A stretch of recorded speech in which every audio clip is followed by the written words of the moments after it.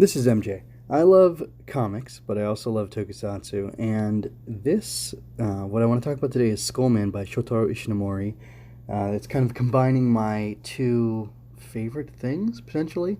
Anyway, Ishinomori is a deceased, maybe 20 plus year now deceased man from Japan. He was a manga creator. He also helped create television shows.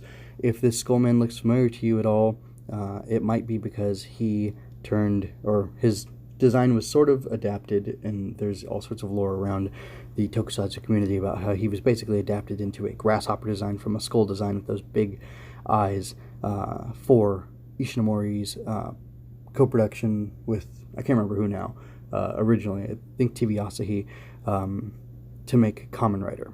And Ishinomori is known as the god of manga, or is he the god of manga or the king of manga? Anyway, he has a world record posthumously awarded to him for making the most pages of comics of anybody in the world, I think. And I want to talk about him because it's his birthday coming up on January 25th, and I thought it would be an appropriate time to go ahead and do that. And I've wanted an excuse to read Skullman for a while. I think I read it years ago, like maybe 5 or 6 years ago, maybe even longer, like close to when this first came out, because it was released through Comixology in like 2012. But I decided to go ahead and read it now as it's coming up. And I also will be talking about, well, anyway, that's kind of all that matters. Is I wanted the excuse to read it, and I'm going to go ahead and read it now. And I'm just going to give a quick review, and then I'm going to critique with, some images I pulled up, and you can see those if you're watching the video version of this, and if you're not, if you're on the blog, or if you listen to it in audio, I'll do my best to describe it for you, and if not, you can look at the blog to see what I have going, which is mjmunoz.com/stc. You should be able to find the link to this. So anyway, I thought a lot about what to call this review, or give a title for it, so I could kind of have an angle for my criticism, and I think Nihilism Incarnate works. Skullman is a story. It is a comic. It tells a complete story. It has a beginning, a middle, and an end. There are some really interesting images in it, but overall, I don't like Skullman, Tetsuo. I don't like what's going on, and this is not something I think... This story isn't something I would tell everybody they should read. I think if you're interested in Ishinomori and in his work, it's an interesting thing to read, and it's just an interesting thing to have an insight into. And I guess my issue with it is less that it's not good, and more that it's so unlikable. Skullman is an anti-hero. I'm going to go ahead and basically spoil it. I mean, it's, decades old. It's, 50, 60 years old now. Is that right? 70s? Yeah, I mean, if it was made in the 70s and this is 2020, then that could easily be 50 years old, right? Anyway, there are plenty of things to not like about Tetsuo. He doesn't come off as an interesting character, or as a compelling or sympathetic character, really, except for maybe towards the end. There is some tragedy involved with his story, but the action is good. The dialogue is okay. I have some issues with the translation. I think there are some weird word choices, but overall, it was an enjoyable read. It was compelling. It was a very fast read. If it wasn't good, if it was just garbage, I wouldn't have been able to get through it so quickly. But I was engaged with it, and I, kept swiping, and I kept reading, and it was enough to draw me in, but I didn't like what I saw there, which is a weird way to praise one of my favorite creators. But Shotaro Ishinomori wrote the most manga of anybody alive, I believe. Did like the One Piece guy write more than him by now? I mean, more pages of manga? I would think so, because the thing has been going for a long time. Anyway, but just because he wrote a lot of manga doesn't mean it was all good, and I'm okay with that, and I'm okay with criticism of Skullman, and I'm in fact going to do some of that right now after I just kind of cap off my thoughts, which is it was a fast-paced read. There was some interesting, compelling visuals. I overall enjoyed it. I was using the Comixology guided view, and it took away from some things, but when I was reviewing it again, just real quick, outside of guided view, it made more sense. So, the comic as it was intended has a good flow and a good pace to it, and all the imagery makes a lot of sense. But I don't really like where the story goes, and I'm wondering what it means, and if it means anything, or if it was ever intended to mean anything. I don't know. And I'm a person who really likes the things that I enjoy to have meaning, and I feel like I enjoy things that are meaningful and not just flashy or fun. And I think that's what Skullman was. It was a flashy, fun diversion. I don't know if Ishinomori just did it for fun, if he was just trying to be edgy or what, but it's kind of just edgy, and it doesn't feel like there's much else there. So Ishinomori studied under Osamu Tezuka of fame for being Osamu Tezuka, Astro Boy, Kim of the White Lion, I don't know what other famous stuff. Oh, Blackjack. Anyway, I'm going to stop. Princess Knight. No more. Okay. Anyway, so he studied under Tezuka. One of them's the king of manga. One of them's the god of manga. I can't remember which one. That's what they called them in Japan. And because of that, he has very strong character in all of his drawings, basically. Nobody's really... I mean, there are, simple... illustrations or like goofy faces and things like that, but each of them is distinct, and I think that's more what matters. I'm less about art being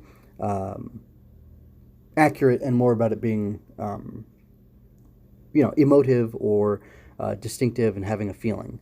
Now, that being said, Skullman, in this shot, he's I believe he's firing his weapon at and murdering 2 security guards at this building, and then below that we get to see 3 panels split, and in the center you see his legs going down, and then they terminate in little balls, and those little balls are his feet, and then out of those little ball feet come very sharp, jagged, squared off shadow. There's a shadow coming from him, and it's irritating to me that the shape of the shadow does not match the shape of his feet. I don't like that Ishinomori draws so many of the character's feet as just these lumps, these round balls. Now, it may have been the style at the time, but it doesn't mean I have to like it. It doesn't mean I have to like it when Tezuka did it either. I understand hands are more detailed, faces are more detailed, but you got these little ball feet.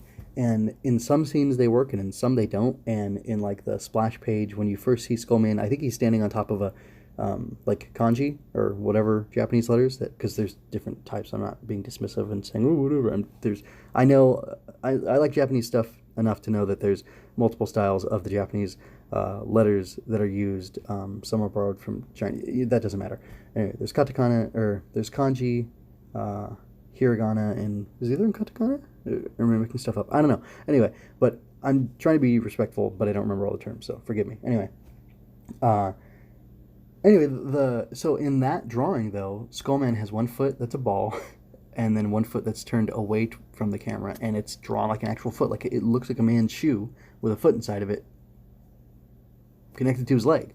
And that's not what you're seeing in that panel or on that page. And throughout, there's nice motion and nice framing of things, but then you've got these weird little nubby ball feet, and then like the shadow's inconsistent. And like I said, I can forgive the nubby ball feet if that's a design choice or whatever, but not having the shadow match it, that's just dumb to me, and it doesn't make any sense. And then like the shadow's too thin at the base of the foot and things like that, so I don't like that. It's enough of that. Next image, we've got Garo or Garu? I can't remember if it's Garo or Garu. Anyway, his buddy who saved him, I won't go into it. He's a man who can transform into a bat, a wolf, and an alligator, which I think is super cool. Anyway, and we get to see him transforming. It goes from right to left because it's from Japan, and it's properly manga, so it has that flow. And we get to see him transform, like I said, from man to wolf, and he's on all fours. I really like the layout of the panels. They're kind of like trapezoids, and they're inverted from each other. I feel like that does, the way he just laid out those panels, like, does a really good effective passage of time. Plus we get to see the transformation going on in Garo, and I like how it zooms in. It gets closer and closer to his face until you just see his, lupine eye. And then the next panel down, it's a big one. It shows, trees and background and whatever, and then like this great looking wolf with a really big bushy tail and a mean face and these great wolf paws, and then you've got next to him Skullman with his round ball feet, and it's just funny, the contrast. But then like Skullman's cape is really cool. The overall look is neat, but just I don't know. It's easy to complain about certain little things like this, and they almost throw me out of it. I have to think of it as a product of its age, and I'm okay with that. And yeah, I'm mostly here for story, but and so I'm not like huge on art being amazing, as long as the story is good enough to make it work. But then again, sometimes it just isn't to my taste, but that's okay. Anyway, that's kind of the biggest gripes I had. Basically, that's more evidence that I just don't worship Ishinomori, especially because like the things that I love him for are mostly like the ideas behind stuff, like Kamen Rider and Kikaider and Cyborg 009. And if you don't know, Ishinomori, Kamen Rider turned into Super Sentai, which turned into Power Rangers, which like everybody should know. Anyway, those aren't reasons to excuse crappy art that he does or did. So I wanted to make sure I highlighted mistakes that he made, or things that weren't to my liking or preference. And then I have a bit to say about positive things from this story, especially because I started talking about how much I dislike the character, how much I dislike the story, how nihilistic it is. I'm just trying to be fair here. So remember when I said I like expressiveness over accuracy, and I can't remember what else. But anyway, remember I said that? Well, here we go. This is expressiveness and inventiveness and imagination that I really like to see on display. In this panel, or this page selection that I have here, Garo is going from being his wolf form to being a bat form. And if you start in the top right hand corner, we've got wolf lurching forward, and there's these shoo, shoo, shoo sound effects. Anyway, and then the panel right below that, he's sprouting tiny little bat wings coming out of his back. And then the next one over, your eye jumps over there, there's the moon behind him. It's mostly full, like 3/4, like 5/8 full. Anyway, 5/8, stupid. Anyway, it's very full, a very full moon. And then in front of that, we've got big wings. You've got motion lines coming off them as if they're flapping, or like they just sprung out of his back fully, and he's kind of lurching up, and his ears are bigger, and his mouth is a little crueler, and the shape of it has changed, and he's like semi up on his haunches, and now he's like a wolf Batman, and it looks really great. The flow of it, again, the showing of the passage of time and transformation, very effectively done, and just the imaginativeness, the creativity that you've got this man that turns into these different creatures, and he turns into an alligator too. I do not have it pictured here. The head of it looks really cool, but it on the body looks jank. Like it's how else were you supposed to do it though, right? I mean, come on, the guy has limitations. But anyway, I just really love the design of the wolf overall, and then the bat form of it too. It's really good stuff. It's very inventive and imaginative. It's creepy and effective, and I really enjoy that. For lack of a better word, I'm going to call Ishinomori's character designs, or yeah, I guess character designs makes more sense than character models, simplistic. But simplicity is not the same as that's not synonymous for bad or low quality.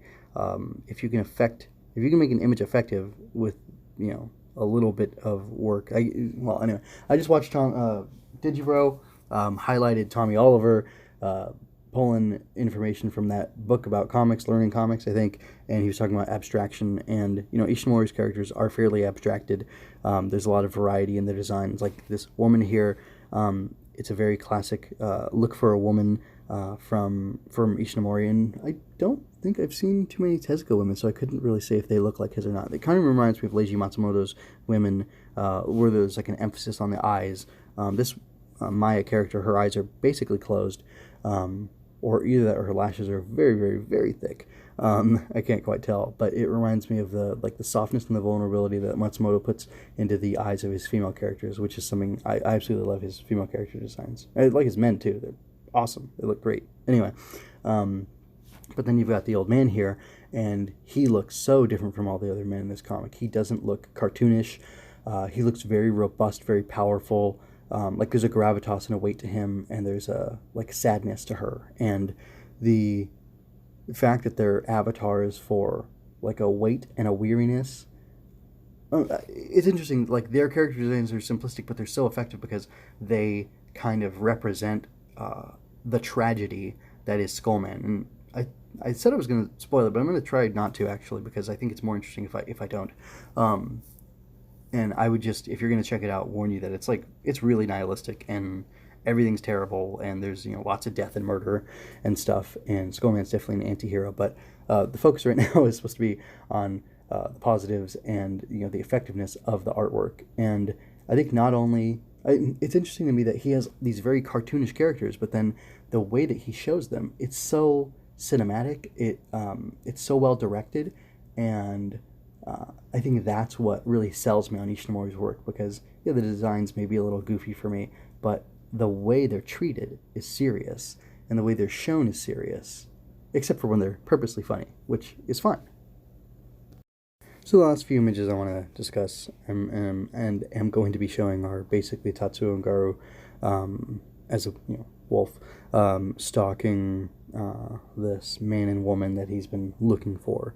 And as the panels progress, as your eye progresses down the page, you can see the camera is pulling in closer and closer. They're they're very far away, and then they get closer and closer and closer until it's just a close up of Tatsuo on these people that he's been looking for or this man he's been looking for so long, and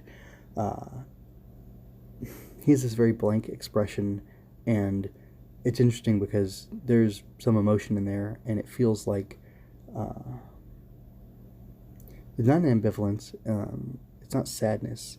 I just almost wonder if he's wondering what exactly he's going to do with his life now that he's found this man that he's been looking for years. I think they say 2 or 3 years ago, before the start of this manga, he, started on his mission, and who knows how long before then he was, full of hate and wanting to do the things that he has in fact done throughout the course of the story. And then in the, long tail, would it be the tail of the story before this?